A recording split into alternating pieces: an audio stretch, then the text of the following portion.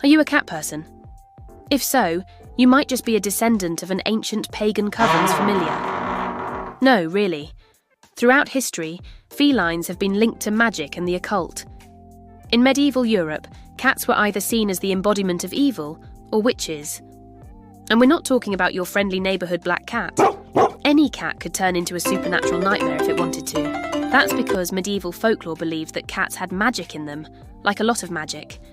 They were thought to be able to do magic things like fly, walk through walls and cast spells. Not exactly your typical cat video, huh? But why were these people so obsessed with cats? To answer that question, we have to go back to the days when our feline overlords ruled the world. I mean, the ancient Egyptians revered cats as divine creatures. They believed that cats could communicate with spirits and that they were the perfect liaisons between the physical world and the world of the dead. In fact, they deified cats, making them the subject of many myths and legends. One of the most famous Egyptian goddesses, Bastet, had the head of a cat and was associated with magic, protection and motherhood. Talk about a triple threat. Now this may seem like a huge leap from worshipping a cat goddess to believing that cats are the devil's pet. But remember that throughout history, there has always been a fine line between being a healer and being a heretic. And during the days of the witch craze, when people were desperate for someone to blame for their ailments and their problems, cats became the ultimate scapegoats.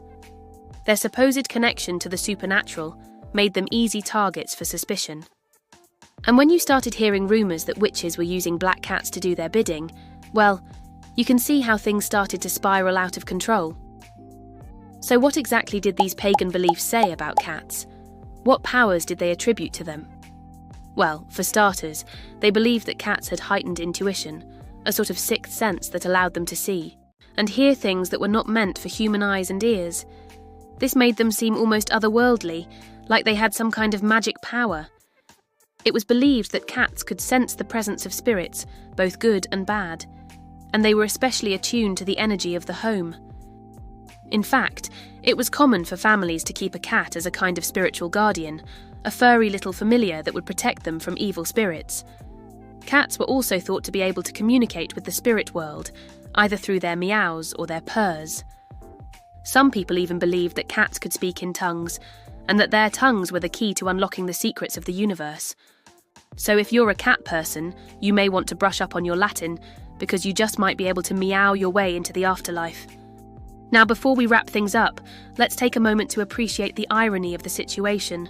For centuries, cats have been associated with magic and witchcraft, despite the fact that they have nothing to do with either. It's like people have been trying to make cats into something that they're not. I mean, cats are perfect the way they are. They don't need magic powers to be awesome. But hey, if you're into that sort of thing, knock yourself out. Just don't be surprised when your familiar starts demanding tuna as tribute.